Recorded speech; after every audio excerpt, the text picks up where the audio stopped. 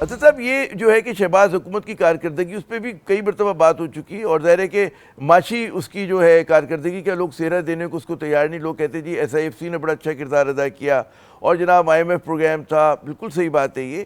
لیکن کیا اگر آپ پھر بھی دیکھیں گے کہ pluses and minuses of this government, کیا کہیں گے کہاں پر انہوں نے اچھی کارکردگی دکھائی، کہاں پہ بڑا کمزور ہے؟ دیکھیں آپ کی اگر آپ معاشی طور کے اوپر دیکھیں تو انٹرم گورنمنٹ تھی، ایک لمبے عرصے کے لیے انٹرم گورنمنٹ تھی. میں پہلے بھی کہہ چکا ہوں، شمشاد اختر نے اور ٹیم نے اچھے فیصلے کیے، مناسب فیصلے کیے، اور اس کی وجہ سے آپ کو بہتری بھی نظر آئی. اس کے بعد وہ آئی ایم ایف ایگریمنٹ بھی کر گئے تھے. تو جو اکنامک ڈیسیشن میکنگ ہے تو اس میں تو کوئی آٹونومی ہے ہی نہیں. جو آئی ایم ایف کا پروگرام ہے وہ آپ نے امپلیمنٹ کرنا ہے. تو وہ کوئی پولیٹیکل ٹیم کی وجہ سے کوئی آپ کو انوویٹیو آئیڈیا اگر آپ کے ذہن میں کوئی آ رہا ہے تو مجھے بتا دیجئے کہ کوئی اپنی اختراع ہو، کوئی اپنی حکومت کی طرف سے کوئی اسٹریٹجی آئی ہو جو آئی ایم ایف پروگرام کے علاوہ انہوں نے کوئی کام کیا ہو جس کی آپ اور میں کوئی تعریف کر سکیں یا ایون تنقید کر سکیں. سو آئی ایم ایف کا پروگرام ہے، وہ آئی ایم ایف کا پروگرام امپلیمنٹ ہو رہا ہے. اور یہ جو مختلف ہم نے جو فارمولے اس وقت ابھی ڈسکس کیے تھے، جو شروع میں آپ مجھ سے پوچھ رہے تھے، ان سب کے اندر بھی وہی آئی ایم ایف کا پروگرام امپلیمنٹ ہونا ہے.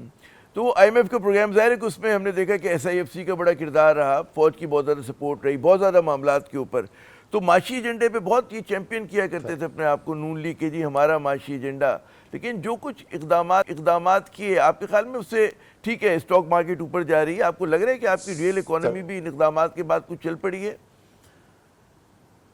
دیکھیں انہوں نے ان کی جو مسلم لیگ نون کی معاشی جو ٹیم تھی اس کی کارکردگی اگر آپ کو دیکھنی ہے نا تو وہ آپ دیکھیں اس 16 مہینے کے عرصے کو جس وقت یہ عدم اعتماد کی تحریک کامیاب ہونے کے بعد حکومت انہوں نے بنائی اور وہ پارلیمنٹری ٹرم اگلے اگست تک چلی. وہ جو پیریڈ ہے وہ پاکستان کی تاریخ کا بدترین معاشی پیریڈ ہے. 2022-23 سے زیادہ خراب معاشی حالات پاکستان کی تاریخ میں کبھی نہیں ہوئے. یہ واحد سال ہے کہ جس کے اندر نہ کوئی جنگ تھی، نہ کوئی زلزلہ یا سیلاب آیا، نہ کوئی کووڈ کی طرح کی کوئی عالمی بیماری پھیلی، اور پاکستان کی معیشت جو ہے وہ منفی ہو گئی، وہ سکڑ گئی. یہ پورے پاکستان کے 75 سال میں کبھی آج تک ہوا ہی نہیں تھا. 20% جو ہے وہ افراط زر پہنچ گیا، پاکستان کی تاریخ میں کبھی نہیں ہوا. ضروری اشیاء کا افراط زر جو ہے ایس پی آئی جو ہوتا ہے وہ 48% پہ پہنچ گیا، پاکستان کی تاریخ میں کبھی نہیں ہوا. تو اپنی ٹیم کے ہاتھ میں جب فیصلہ سازی تھی تو اس کے تو رزلٹ یہ تھے. اس کے بعد جیسے میں نے کہا انٹرم گورنمنٹ آئی، اس کے بعد شمشاد اختر آئیں، انٹرم کیبنٹ آئی، پھر آئی ایم ایف ایگریمنٹ آیا. تو اب جو آپ کو رزلٹ یہاں پہ نظر آ رہے ہیں یہ مسلم لیگ نون کی اکنامک پرفارمنس کے نہیں آ رہے. اور ویسے بھی ان کے فائنانس منسٹر جو ہیں وہ مسلم لیگ نون کے تو ہیں بھی نہیں، وہ تو کارپوریٹ پروفیشنل ہیں، ایک بہت اچھے کارپوریٹ پروفیشنل رہے ہیں اورنگزیب صاحب. سو مسلم لیگ نون سے کے پاس تو اس وقت اکنامک ڈیسیژن میکنگ کا اختیار ہی کوئی نہیں ہے. اچھا جاتے جاتے یہ بتائیے کہ کہا جاتا ہے کہ جی پی ٹی آئی میں عمران کے بعد آپ مقبول ترین رہنما تھے، اور ہم دیکھ رہے کئی جو ناراض لوگ تھے چلے گئے تھے پارٹی پہ مشکل حالات میں چھوڑ کے، وہ کچھ واپسی کے خواہاں ہیں. آپ کا کوئی ایسا ارادہ ہے؟ کیا آپ کی اگلی منزل ہوگی؟ جی اچھا نہیں، پہلی بات تو یہ شاید آپ کو جس نے بھی یہ خبر دی تھی وہ خبر درست نہیں تھی، اور بہت سارے مقبول لیڈرز پارٹی میں اور بھی تھے، لیکن پارٹی میں مقبول لیڈر ایک ہی ہے، وہ عمران خان ہے.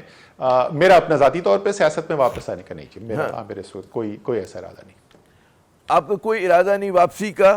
کوئی ارادہ نہیں؟ وہ بیچ میں افواہ اڑی تھی پاکستان پیپلز پارٹی کی جو فوراً ہی میرے خیال میں شوٹ ڈاؤن کر دی گئی تھی.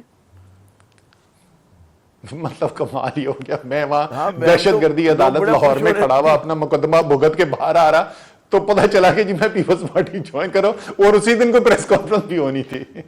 ہاں تو اچھا، تو آپ کا کیا مشورہ کیا ہوگا؟ یہ جو ایک کہتے ہیں نا کہ عمران خان پہ کو، اور میرا آخری سوال ہے یہ، اور میں چاہوں گا ذرا اس کے تفصیل سے جواب دیں، کہ مسلسل عمران خان دھرنا دے رہے ہیں، لوگوں کو باہر نکالنے کی کوشش کر رہے ہیں، وہ سول نافرمانی کی بات کر رہے ہیں.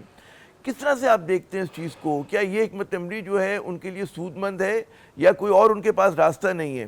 اور اس چیز کو مطلب ہے جو اسٹیبلشمنٹ ہے وہ کس طرح سے ان سے ڈیل کر سکتی ہے کہ چیزوں کو ذرا سے اس ملک میں کہتے ہیں سکون آئے، روز ایک کوئی تماشا نہ ہو رہا ہو؟ جی سر اچھا، وہ سکون کا تو پہلے ہم فارمولا ہم بڑی تفصیل سے ڈسکس کر چکے ہیں، لیکن تحریک انصاف کی اگر آپ حکمت عملی کی اگر آپ بات کریں، دیکھیں ان کو ایک مزاحمت ایک حد تک کرنی ہے، ٹھیک ہے. اس کے بغیر جو ہے ان کو اس ٹیبل پہ سیٹ ہی نہیں ملنی جہاں پر فیصلے ہونے. مسئلہ جو مجھے نظر آتا ہے، اور میں ظاہر ہے باہر سے دیکھ رہا ہوں، تو ہو سکتا ہے کہ میری امپریشن جو ہے وہ درست نہ ہو، لیکن باہر سے مجھے دیکھنے میں یہ لگتا ہے کہ ہم وہ والا پارٹ تو پورا ہو جاتا ہے، ایک عوام میں مقبولیت ہے عمران خان کی، خیبر پختونخوا میں کم سے کم یہ سپیس موجود ہے کہ وہاں پر اپنے حکومت ہے، تو لوگ جمع بھی ہو جاتے ہیں بڑی تعداد کے اندر، عوام آ بھی جاتی ہے، پھر جب وہاں سے خیبر پختونخوا سے آتے ہیں تو ساتھ پنجاب والے، اسلام آباد والے بھی ایک حد تک اس کے اندر شامل ہو جاتے ہیں۔ لیکن لوگ موبلائز یہ 2 دفعہ ہو چکا ہے پچھلے 2 مہینے کے اندر، اکتوبر کے شروع میں بھی یہ ہوا تھا اور پھر نومبر کے آخری ہفتے میں دوبارہ ہوا، ایک بڑی تعداد کے اندر لوگ جمع ہو گئے۔ لیکن مجھے لگتا ہے کہ ایک حکمت عملی میں وہ کلیرٹی نہیں ہے کہ اچھا جب ہم یہ پریشر کریٹ کر دیں گے تو اس پریشر سے ہمیں ایک سیٹ ملے گی اس ٹیبل پہ جہاں پہ نیگوسیشن ہونی ہے، وہ نیگوسیشن کیسے کرنی ہے، کس نے کرنی ہے، کن پوائنٹس پہ کرنی ہے، فیصلہ سازی کیسے کرنی ہے، اس کے اوپر پھر میں دوبارہ کہوں گا، ایمفسائز کروں گا، باہر سے بیٹھ کے، مجھے دور سے بیٹھ کے لگتا ہے ایسے، وہاں پہ مجھے کوئی ابہام نظر آتا ہے، کیونکہ آخر کار دیکھیں سارے پاکستان کو یہ کس نے سبق باور کرایا تھا کہ جب جنگیں بھی ہوتی ہیں تو آخر میں جو ہے وہ فیصلہ جو ہے وہ ڈائلاگ سے ہی ہوتا ہے، وہ آخر میں فیصلہ نیگوسیشن سے ہی ہوتا ہے۔ وہ عمران خان نے سب کو بتایا نا، اور وہ طالبان کے جو تھا اس کے کانٹیکس میں وہ بات کرتے تھے، تو چاہے جتنی بھی مزاحمت ہو، آخر میں فیصلہ جو ہے وہ فیصلہ بندوقوں سے تو تحریک انصاف نے نہیں کروانا، وہ آخر میں فیصلہ پھر کیسے ہوگا، اور وہ فیصلہ ہوگا نیگوسیشن کے ذریعے۔ اور اس کے اندر جو ایک تبدیلی جو ابھی لیٹسٹ مجھے جو سٹیٹمنٹس آئے ہیں، آج ایک میں پڑھا تھا، پتہ نہیں اس نے کہا یا نہیں کہا، لیکن بڑی مزیدار چیز میں نے پڑھی کہ عمر ایوب نے کہا ہے چاہے انسان ہو یا فرشتے ہم ان سے بات کرنے کو تیار ہیں۔ تو اگر ان کا اشارہ یہ ہے کہ چاہے سیاسی پارٹیز ہوں یا اسٹیبلشمنٹ ہو تو ان سے ہم بات کرنے کو تیار ہیں، تو بہت ہی خوش آئند سٹیٹمنٹ ہے۔